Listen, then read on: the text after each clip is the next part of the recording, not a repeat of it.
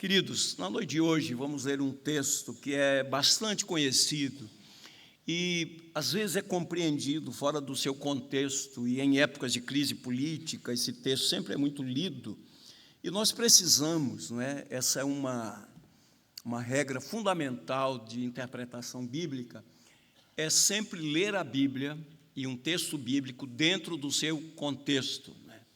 E nós temos aprendido com a exposição bíblica que nós precisamos entender o sentido original do texto bíblico, as pessoas que originalmente receberam aquela mensagem e quais são os princípios aplicáveis a nós, a nossa realidade, porque os princípios de Deus duram para sempre, né? Então, o texto, quando eu disser a referência, vocês vão ver que é um texto bem conhecido, segundo livro das Crônicas, capítulo 7, verso 14. E eu gostaria de pedir que depois você tivesse a Bíblia aberta para acompanhar e olhar comigo para o contexto que está exatamente nos capítulos 5 e 6 desse capítulo 7, segundo livro das Crônicas, que diz assim, eu vou ler aqui na versão NAA, mas como muitos usam a revista atualizada, depois eu vou ler na revista atualizada, né? Que diz assim: se o meu povo, que se chama pelo meu nome, se humilhar, orar e me buscar e se converter dos seus maus caminhos, eu ouvirei dos céus, perdoarei os seus pecados e sararei a sua terra. Na verdade, nesse versículo em particular, é a mesma coisa, a mesma linguagem. Se o meu povo, que se chama pelo meu nome, vamos dizer juntos, vamos lá? Se o meu povo, que se chama pelo meu nome, se humilhar e orar, e me buscar, e se converter dos seus maus caminhos, então eu ouvirei dos céus, perdoarei os seus pecados e sararei a sua terra. Amém. Que Deus nos ilumine os olhos do coração, queridos. Nós vivemos dias em que muitos clamam por avivamento, por vivificação, por despertamento espiritual, clamam também por transformação cultural e por cura em várias esferas da vida. No entanto, nós precisamos entender, à luz da palavra de Deus, que clamor por mudança, sem arrependimento, sem oração, sem quebrantamento, sem humilhação diante de Deus, tudo é em vão. Clamar sem quebrantamento, sem humilhação, sem reconhecimento do pecado, sem devoção a Deus, não tem muito sentido. E então vem a palavra do Senhor, boca do profeta: esse povo honra-me com os lábios, mas o coração está longe de mim. Queridos, como eu disse no início, antes da leitura, o segundo livro das Crônicas, capítulo 7, verso 14, frequentemente é citado fora do contexto, não é? E geralmente ele é usado para nos fazer enxergar soluções externas ou soluções políticas, né? Geralmente é assim, né? Mas na exposição dessa noite, nós precisamos compreender o que foi que Deus disse a Salomão, porque essa é uma palavra de Deus originalmente dita a Salomão. E como é que essa passagem bíblica se aplica teologicamente à igreja de hoje, né? Então, como eu disse a você, nós precisamos olhar para o contexto. Volte aí algumas páginas da Bíblia e veja comigo no capítulo 5. Capítulo 5, logo no início, não é? O capítulo 5 começa falando das dádivas de Davi, que foram colocadas no templo, todos aqueles objetos de valor, os tesouros.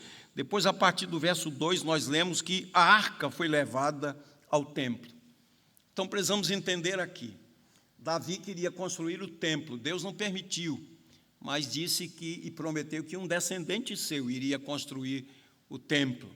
Tem até uma oração muito bonita de Davi, segundo o livro de Samuel, capítulo 7, ele manifestou ao Senhor esse desejo, mas o Senhor disse a ele que não, ele não seria o construtor do templo, mas um filho seu, que foi Salomão. E agora, capítulo 5, o templo já está construído, belíssimo templo, suntuoso templo, não é? E todos os utensílios sagrados foram colocados lá.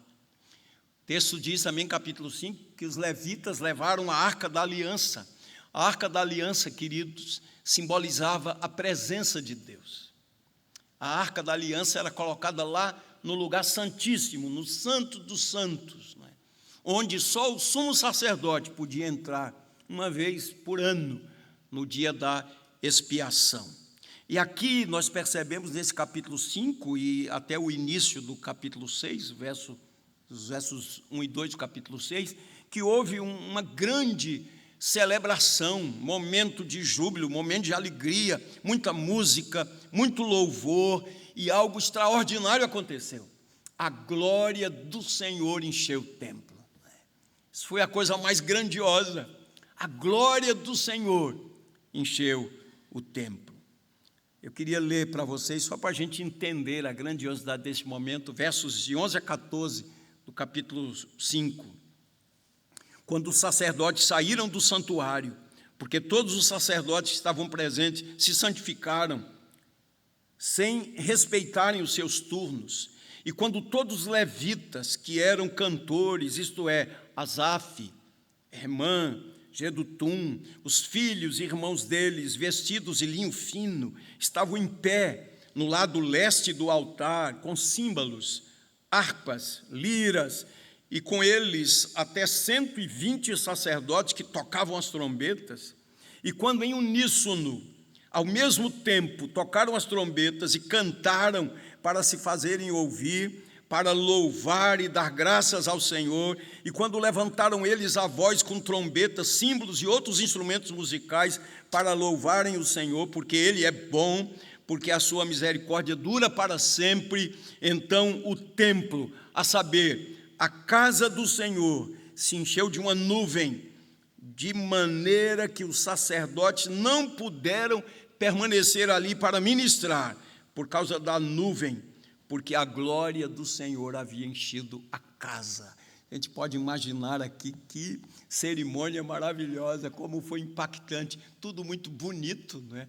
Os cantores, os instrumentistas, uma alegria, uma celebração, e depois veio a aprovação de Deus, quando a sua glória encheu aquele lugar. No capítulo 6, então, nós temos uma palavra de Salomão ao povo e também a sua oração. Capítulo 7 é exatamente a resposta de Deus. Veja, Salomão aqui faz um longo discurso. Era um discurso de dedicação. Posso imaginar como ele estava tão entusiasmado naquele momento, estava ali invocando a bênção de Deus sobre o povo. Ele reconheceu a fidelidade de Deus para com Davi e para com a casa de Davi.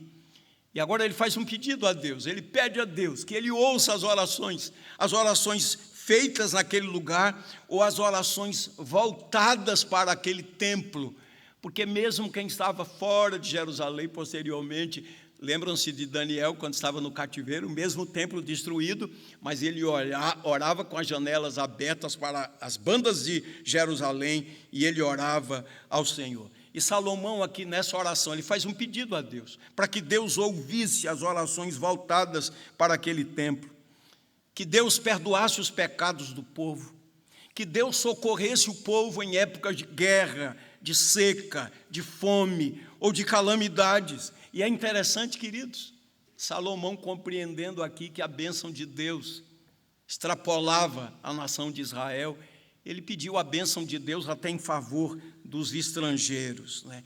E o foco aqui é o seguinte: o templo, como Jesus mesmo chamou, casa de oração, mas o lugar para o encontro com Deus, né? Era esse o significado, para o encontro com Deus. E no capítulo 7 nós temos então a resposta de Deus, né? Que é exatamente aqui o nosso texto, né? Vou ler o início agora do capítulo 7, para a gente entender esse contexto. Quando Salomão acabou de orar, desceu fogo do céu e consumiu o holocausto e os sacrifícios. E a glória do Senhor encheu o templo. Os sacerdotes não podiam entrar na casa do Senhor, porque a glória do Senhor tinha enchido a casa do Senhor. Todos os filhos de Israel, vendo descer fogo e a glória do Senhor sobre o templo, se inclinaram com o rosto em terra sobre o pavimento, adoraram e louvaram o Senhor, porque é bom, porque a sua misericórdia dura para sempre. Queridos, estão percebendo aqui a diferença que há entre ritualismo e adoração? Quando se contempla a glória do Senhor, quando se tem consciência da glória do Senhor, há um culto verdadeiro, há adoração, há quebrantamento, há reconhecimento da majestade de Deus, da grandiosidade de Deus. Vou continuar a partir do verso 4 e a gente chega ao nosso texto. Então o rei e todo o povo ofereceram sacrifícios ao Senhor. O rei Salomão ofereceu em sacrifício 22.000 bois, 120.000 ovelhas, faça as contas aí.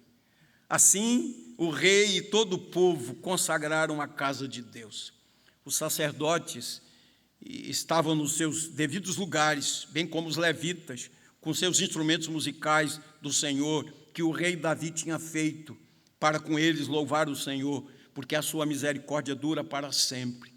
Quando Davi o louvava pelo ministério deles. Os sacerdotes que tocavam as trombetas estavam diante deles, e todo Israel se mantinha em pé. Salomão consagrou também o meio do átrio, que estava diante da casa do Senhor, pois ali ofereceu os holocaustos e a gordura dos sacrifícios pacíficos. Ele fez isso porque o altar de bronze que Salomão tinha construído não cabiam os holocaustos, as ofertas de cereais, a gordura dos sacrifícios pacíficos. Nesse tempo, Salomão celebrou a festa durante 7 dias, e todo Israel com ele, uma grande congregação, desde a entrada de Ramate até o rio do Egito. No 8º dia, tiveram uma reunião solene, porque por 7 dias haviam celebrado a consagração do altar e a festa durou mais 7 dias. No 23º dia do 7º mês, o rei despediu o povo para as suas tendas. Todos voltaram alegres e de coração contente por causa do bem que o Senhor tinha feito a Davi, a Salomão e a Israel, seu povo. Assim, Salomão acabou de construir a casa do Senhor e o palácio real. Tudo que Salomão tinha planejado fazer na casa do Senhor e no seu palácio, ele efetuou com sucesso. De noite, o Senhor apareceu a Salomão e lhe disse: ouvi a sua oração e escolhi para mim este lugar para a casa do sacrifício. Se eu fechar o céu, de modo que não haja chuva, ou se ordenar aos gafanhotos que consumam a terra, ou se enviar a peste entre o meu povo, se o meu povo, que se chama pelo meu nome, se humilhar e orar e me buscar e se converter dos seus maus caminhos, eu ouvirei dos céus, perdoarei os seus pecados, sararei a sua terra. Os meus olhos estarão abertos e os meus ouvidos estarão atentos à oração que se fizer nesse lugar, porque escolhi e santifiquei este templo, para que nele esteja o meu nome para sempre. Os meus olhos e o meu coração estarão ali todos os dias. Se você andar diante de mim, como fez seu pai Davi, fazendo segundo tudo que lhe ordenei, e guardando os meus estatutos e meus juízos, também confirmarei o trono do seu reino, segundo a aliança que fiz com Davi, seu pai, dizendo: nunca lhe faltará sucessor que governe Israel. Porém, se vocês se afastarem de mim e abandonarem os meus estatutos, os meus mandamentos que eu lhes prescrevi, e se servirem outros deuses e os adorarem, então eu arrancarei da minha terra, eu os arrancarei da minha terra que lhes dei, e lançarei para longe da minha presença esse templo que santifiquei ao meu nome, e tornarei o templo em motivo de provérbio e de escárnio entre todos os povos. E todo aquele que passar por esse templo, agora tão exaltado, ficará espantado e perguntará: por que o Senhor fez isso com essa terra e com esse templo? E a resposta será: porque deixaram o Senhor, o Deus de seus pais, que os tirou da terra do Egito, e se apegaram a outros deuses, os adoraram e os serviram. Por isso ele trouxe sobre eles todo este mal. Queridos irmãos, com muito temor e tremor, nós vamos olhar para o texto agora, tendo o entendimento do contexto. Vamos focar agora nesse versículo de número 14. Nós temos uma divisão natural aqui. Primeiro ponto, o povo da aliança é identificado, o meu povo, esse é o povo da aliança. Segundo lugar, nós temos aqui o Senhor mostrando o caminho, quais são os passos que devem ser dados para uma verdadeira restauração. E em terceiro lugar, nós temos uma promessa graciosa de Deus. Então, a identidade do povo, o caminho da restauração, os passos para a restauração e a promessa do Deus gracioso. Então, vamos olhar para esse primeiro ponto agora, identificando o povo da aliança. Se o meu povo, que se chama pelo meu nome. Vejam bem, Deus está falando aqui diretamente com Salomão, falou através de sonhos. É Deus falando a Salomão logo depois da dedicação do templo, logo depois dessa solenidade tão marcante, tão especial. E aqui ele diz, o meu povo. Aqui, queridos, é uma referência direta a Israel, o povo da aliança feita no Sinai. É uma palavra dirigida diretamente. Esse povo que é chamado pelo nome do Senhor, mostrando aqui, queridos, claramente que esse povo é uma propriedade de Deus e mostrando aqui a identidade pactual desse povo.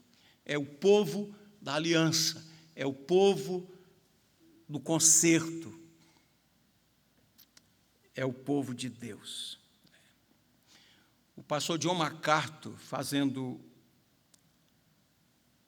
o comentário desse versículo, ele disse assim, é muito importante a gente ouvir o que disse esse homem de Deus que está na glória agora. Esse versículo não deve ser aplicado diretamente a qualquer nação moderna. Ele é parte da aliança com Israel, mas ele faz uma ressalva. No entanto, os princípios espirituais são aplicáveis à igreja, o povo de Deus, o povo da aliança, o novo Israel de Deus. É assim que a igreja é chamada no Novo Testamento, na nova aliança, o Israel de Deus. Então, percebam que não é uma promessa feita a uma nação específica, terrena, né? Nos dias de hoje, foi feita ao povo de Israel, o povo da aliança no Sinai. Mas agora nós temos aqui princípios espirituais que são aplicáveis à igreja. John Owen, teólogo do século XVII, escreveu assim: na nova aliança, a igreja é o povo chamado pelo nome de Deus. Assim, a restauração hoje está ligada à comunhão espiritual e não à prosperidade material. Então, esse chamamento, o princípio se aplica a nós, é para uma restauração espiritual. Essa é uma palavra para a igreja que precisa de um despertamento espiritual, precisa de uma vida cristã profunda, piedosa. Nossos templos precisam ser cheios da glória de Deus, queridos, da presença de Deus. A restauração, e é bom que a gente entenda isso, a restauração não começa na política, mas ela começa no meio do povo de Deus. A crise da igreja não é externa, a crise da igreja é espiritual. Porque se você olha para o Novo Testamento, a igreja nasceu em um ambiente hostil. Primeiro, a perseguição por parte dos judeus, depois a perseguição por parte do Império Romano. Mas se você observa a igreja, ela avançou com toda a oposição, com toda a perseguição, com cristãos sendo presos, sendo torturados, sendo mortos, cristãos sendo considerados como lixo da sociedade, mas a igreja avançou, porque é uma igreja cheia do Espírito, cheia da graça, cheia da palavra, pregando o evangelho do reino, queridos. Então, às vezes nós estamos esperando a prosperidade brasileira, a prosperidade nacional, mas essa prosperidade precisa começar pela igreja, queridos. É a partir da igreja. Quando você lê sobre a história da igreja, a história dos avivamentos, você perceberá, você vai perceber que Deus mudou cidades, países, depois do avivamento. Mudanças profundas foram realizadas na sociedade. Então nós precisamos pegar esse princípio espiritual, entendendo, nós somos o povo da aliança, queridos. Esse é o princípio. A restauração da nação começará não na política, mas com o povo de Deus. O povo de Deus, cheio do Espírito, cheio da palavra, vivendo o cristianismo autêntico, fazendo a diferença como discípulos de Jesus. Esse povo fará diferença na sociedade. Esse povo causará impacto na sociedade, queridos irmãos. A história da igreja é um testemunho, como eu disse, razão pela qual o Dr. Martin Lloyd Jones disse: 2 matérias nós precisamos estudar a vida inteira: história da igreja e teologia sistemática. Nós precisamos olhar para a história da igreja e contemplar os feitos de Deus, a boa mão de Deus agindo, a preservação da igreja. Também olhar para a história da igreja para evitar os erros cometidos pela igreja. Mas estudar a teologia sistemática, estudar a doutrina saudável, a doutrina fiel, embasada nas Escrituras Sagradas. Então, queridos, nós precisamos entender que nós somos esse povo, o povo da aliança. E a mudança precisa começar em nós, é dentro de casa, é na igreja. Segundo lugar, o texto nos fala sobre o caminho para a restauração. Se esse povo do pacto, esse povo da aliança, e nós somos o povo da nova aliança, e o caminho está aqui. Se esse povo se humilhar e orar, e me buscar, e se converter dos seus maus caminhos, é esse o caminho.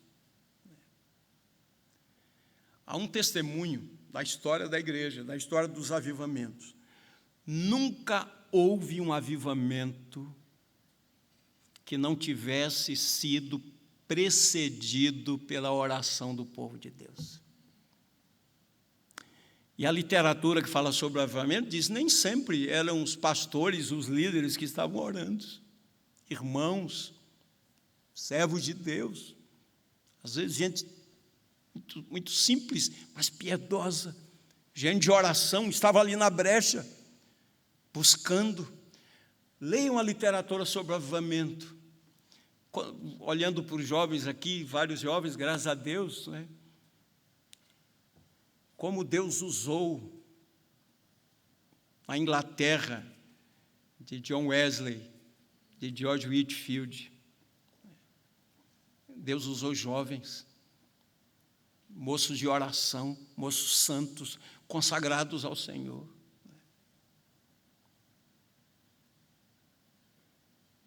Deus usou missionários jovens como David Brainerd, que tinha 26 anos de idade, e foi instrumento de Deus para pregar o Evangelho aos índios, século XVIII, início do século XVIII, 1727. Ele escreveu um diário, eram anotações pessoais. Depois, Jonathan Edwards, que seria o seu sogro, leu aquelas anotações e decidiu publicar. É traduzido para o português como A Vida de David Brainerd. E aquele moço anotava ali: Senhor, suponho que nada vai acontecer, eu preguei hoje, mas não houve reação nenhuma. Muitas vezes os índios foram para matar David Brainerd e o encontravam ali de joelhos, com a boca no pó, clamando a Deus em favor deles, e eles ficaram desencorajados, né? Deus ouviu as orações. Aqueles índios foram convertidos, índios assassinos, arrependeram-se. E ele disse que na primeira celebração da ceia, quando ele entregou os elementos da ceia, ele disse assim, ele registrou lá no seu diário: aquelas mãos, outrora manchadas de sangue, estavam agora recebendo os elementos, simbolizando o corpo e o sangue do Senhor Jesus. Que milagre, queridos irmãos, que milagre. Vida de oração. Jonathan Edwards, que foi o instrumento de Deus para o grande despertamento do século XVIII, cuidou de David Brainerd antes da sua morte, e ele ficou impressionado com a vida de oração de David Brainerd. Queridos, é esse o caminho, é esse o caminho. É empunhando a bandeira do cristianismo que nós vamos avançar. Como os morávios, o nosso Cordeiro venceu, vamos segui-lo. É vivendo como cristãos, é vivendo como discípulos de Cristo, que faremos a diferença nesse mundo, queridos. Olhem para o texto, ele diz, são 4 ações aqui exigidas para esse povo de Deus, para esse povo da aliança. Primeiro, humilhar-se. E o sentido de humilhar-se aqui é reconhecer a sua total falência, reconhecer a sua miséria espiritual. É isso que nós precisamos fazer, mas geralmente nós somos muito orgulhosos, nós ficamos pensando, como é que Deus não abençoa uma pessoa como eu, uma pessoa tão consagrada como eu? Na verdade, queridos, quem se aproxima mais de Deus e tem mais intimidade de Deus, percebe mais a sua malignidade, a sua indignidade, a sua dureza de coração, porque Deus é luz e a sua luz revela. Então é reconhecer a falência. Jesus contou a parábola do filho pródigo e aquela parábola ilustra isso. Quando aquele pródigo estava longe, na miséria, tinha perdido tudo, os amigos tinham se afastado, e ele desejava aquelas alfarrobas dos porcos, né, uma espécie de vagem. Ele desejava a comida dos porcos, e ele lembrou do pai, da casa do pai, e pensou, quantos trabalhadores de meu pai têm com fartura, e eu aqui, passando fome? O que farei? Levantar-me-ei, e irei ter com meu pai, e lhe direi, pai, pequei contra o céu, diante de ti, não sou digno de ser chamado teu filho, trata-me como a um dos teus trabalhadores. O moço que saiu de casa cheio de arrogância, dá-me a parte que me cabe da herança. O pai nem havia morrido ainda. Agora ele volta humilhado, ele entende, eu não tenho direito. Primeiro, ao sair, ele disse, dá-me. E agora o pedido dele é, trata-me como a um dos teus trabalhadores, eu nem sou digno de ser teu filho. Isso é o que significa humilhar-se, reconhecer nossa falência. É como o ladrão da cruz, que se arrependeu no último momento da sua vida, e repreendeu o outro malfeitor, dizendo, nós estamos aqui, porque nossos atos merecem, mas esse justo não fez nada. E ele reconhece a sua falência, a sua miséria, a ponto de pedir, lembra-te de mim quando entrares no teu reino. Humilhar-se, orar. Queridos, oração é algo mais profundo, né? Derramar o coração diante de Deus, como diz o salmista no Salmo 62, verso 8. Como John Bunyan procurou definir a oração, é derramar o coração diante de Deus, com confiança. Isso é orar. é com fé, com dependência, reconhecendo nós estamos diante do Santo, diante do Todo-Poderoso, é derramar o coração diante de Deus. Não é balbuciar algumas frases, alguns jargões, algumas coisas que a gente já decorou, mas orar é falar com Deus, é derramar o coração diante dele, na mediação de Jesus. E diz mais, buscar a Deus. Vejam, a gente associa a oração a buscar a Deus, e de fato estamos buscando, é um meio, a oração é esse meio de graça, mas buscar a Deus vai além disso, é desejar sua presença, é ansiar por sua presença, não apenas por suas dádivas, não apenas por suas bênçãos, mas por Ele mesmo. Como disse o salmista, minha alma tem sede de Deus, do Deus vivo.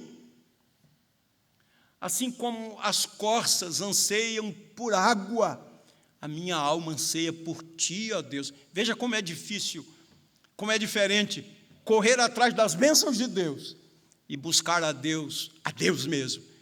É o Senhor que eu quero. Eu quero conhecer o Senhor, eu quero andar na presença do Senhor. Então é ansiar por Ele.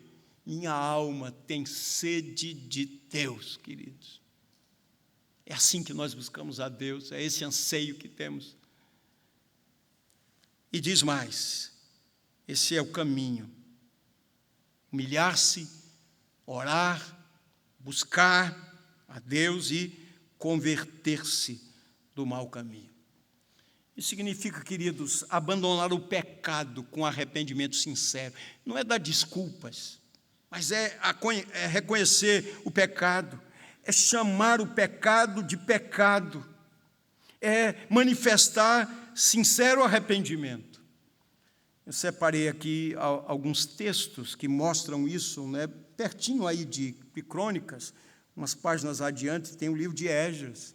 Agora já era depois do retorno do cativeiro, capítulo 9 de Esdras. Vejam, queridos, o que é buscar a Deus, o que é orar com o coração quebrantado e humilhado. Verso 5 de Esdras 9. Na hora do sacrifício da tarde, levantei-me da minha humilhação, com as roupas e o manto já rasgados, me pus de joelhos, estendi as mãos para o Senhor meu Deus e disse, meu Deus, estou confuso e envergonhado para levantar a Ti a face, meu Deus, porque as nossas iniquidades se multiplicaram sobre a nossa cabeça e a nossa culpa chega até os céus. E ele continua, ele pede perdão, ele ora aqui pedindo perdão pelos seus próprios pecados e pelos pecados da nação. Quando você vai para Daniel, também capítulo 9, Daniel já está no cativeiro. Daniel tinha entendido, inclusive lendo Jeremias, que o período do cativeiro seria de 70 anos. E olha a oração dele, Daniel 9, verso 3. Voltei o rosto ao Senhor para o buscar, com oração e súplicas, com jejum, vestido de pano de saco, sentado na cinza, orei ao Senhor meu Deus e fiz a seguinte confissão, Senhor, vejam, Esdras orou, Senhor, Daniel orou, Senhor, Deus grande e temível, que guardas a aliança e a misericórdia para com os que te amam e guardam os teus mandamentos, nós temos pecado e cometido iniquidades, procedemos mal e fomos rebeldes, afastando-nos dos teus mandamentos, dos teus juízos. Não demos ouvidos aos teus servos, os profetas, que em teu nome falaram aos nossos reis, aos nossos príncipes, aos nossos pais e a todo o povo da terra. A ti, Senhor, pertence a justiça, mas a nós cabe o corar de vergonha, como hoje se vê, a saber, aos homens de Judá, aos moradores de Jerusalém, a todo Israel, tanto os de perto como os de longe. Nós temos transgredido, nós temos pecado, nós temos desobedecido. Senhor, perdoa, Senhor, perdoa, Senhor. Neemias, capítulo 1, quando Neemias está no cativeiro, recebe notícias de Jerusalém, da miséria, da destruição, do sofrimento do povo. Então, o que ele faz? Rasga as vestes, se humilha, coloca a boca no pó, ele chora, ele ora, ele jejua, ele se humilha diante de Deus, ele busca a face de Deus. Esse é o caminho da restauração, queridos. O pastor John Piper, falando sobre esse caminho, disse: esse texto é um chamado profundo à quebra do orgulho e à busca de Deus com intensidade. Ele diz mais: o verdadeiro avivamento é centrado na glória de Deus e não nos benefícios terrenos. Às vezes nós estamos querendo apenas os benefícios terrenos e não a glória de Deus. Está errado esse caminho, queridos. O caminho certo é a glória de Deus. Todos esses homens, Esdras, Neemias, Daniel, todos esses homens, eles têm reverência diante do Senhor. Seu coração está quebrantado. Nós sabemos que o arrependimento autêntico é uma obra do Espírito Santo. Nós sabemos que a humilhação e a conversão dos maus caminhos não são obras naturais do homem, mas fruto da ação do Espírito Santo. Jonathan Edwards, a quem citei há pouco, em sua teologia do avivamento, ele ensina que o verdadeiro despertamento espiritual começa com a convicção profunda de pecado e leva ao desejo ardente por santidade e comunhão com Deus. Então é se humilhar, orar, buscar, se converter dos maus caminhos, chamar o pecado de pecado. Bem-aventurados que choram, ensinou Jesus, Sermão do Monte. Dr. Lloyd Jones, interpretando esse versículo, diz: bem-aventurados que choram pelos seus próprios pecados, bem-aventurados que choram pelos pecados dos outros, como fizeram aqueles servos de Deus pelos pecados da nação. Bem-aventurados que choram diante do Deus Santo. Queridos, escutem bem, já caminhando para o terceiro ponto e o final. O que nos impede de experimentar o avivamento não é a cultura ao nosso redor, mas é o pecado não confessado dentro da igreja. É isso que nos impede de experimentar um avivamento verdadeiro. A gente pode até conseguir movimentar a igreja com boas programações, boas ideias, uma agenda cheia, a gente pode entreter as pessoas. Mas avivamento espiritual só o Espírito de Deus pode trazer. E o caminho é o da humilhação, da oração, da busca incessante pela presença de Deus. A falta de oração geralmente é sintoma da autossuficiência, da autoconfiança. E como disse um servo de Deus, avivamento sem arrependimento é emoção sem regeneração. Não é isso que nós queremos. E, por fim, terceiro ponto, que é a promessa de Deus. Esse Deus gracioso, Ele promete perdoar e Ele promete restaurar. Então, ouvirei dos céus, perdoarei os seus pecados e sararei a sua terra. Ouvirei dos céus significa dizer, Deus está perto, Deus está acessível aos que o buscam com sinceridade. Perto está o Senhor dos que têm o coração quebrantado. E em Cristo Jesus, queridos, nós temos acesso ao Pai. Pelo novo e vivo caminho, o véu do santuário foi rasgado, nós temos acesso ao trono da graça. Ele diz, perdoarei os seus pecados. Ele restaura a comunhão quebrada pelo pecado. E diz mais, sararei a terra. Aqui, na versão original, quando Deus está falando a Salomão diretamente, quando ele está dizendo, sararei a terra, nesse contexto original, o Senhor estava se referindo à restauração das bênçãos pactuais sobre a terra. O Senhor estava prometendo trazer chuva em tempo de seca, paz em tempo de guerra, saúde em tempo de enfermidade. Mas aqui, no nosso contexto espiritual, porque nós estamos falando aqui do Israel de Deus, sararei a terra, não se refere à cura nacional ou prosperidade econômica, mas deve ser visto em termos espirituais. Deus restaura seu povo, a comunhão e a frutificação espiritual. Certamente que um povo, imagine, queridos, o percentual que temos de evangélicos no Brasil. Se todos esses evangélicos do Brasil fossem cristãos de verdade, convertidos mesmo, seguissem a Cristo, o evangelho verdadeiro, que impacto os evangélicos causariam na sociedade? Que impacto 30% da população. Que impacto, queridos irmãos. Mas o que temos visto em nossos dias? Escândalos, escândalos, escândalos. Pastores que escandalizam, líderes que escandalizam, membros da igreja que escandalizam. Gente do mundo que diz, olha, quando eu quero alguém fazer um serviço lá em casa, eu não chamo crente. Não é uma vergonha isso? Crente é preguiçoso, crente não entrega o trabalho no dia prometido. Que vergonha, queridos irmãos. Os reformadores que ensinaram o princípio somente a Deus a glória, ensinaram que os trabalhadores deveriam fazer o melhor para a glória de Deus, com excelência para a glória de Deus. A mudança no Brasil deve começar pela igreja. É aqui, é no nosso coração, é na nossa vida, é na nossa casa, é na igreja. Um povo avivado, cheio do Espírito, da graça de Deus, cristãos de verdade, certamente causarão um impacto nessa sociedade. O pastor John Piper, comentando esse texto, diz: o maior bem que Deus pode dar ao seu povo é Ele mesmo. A cura mais profunda é o avivamento do coração para que esse povo se deleite em Deus. Queridos, eu concluo dizendo, Deus ainda perdoa, Deus ainda restaura, Deus ainda desperta.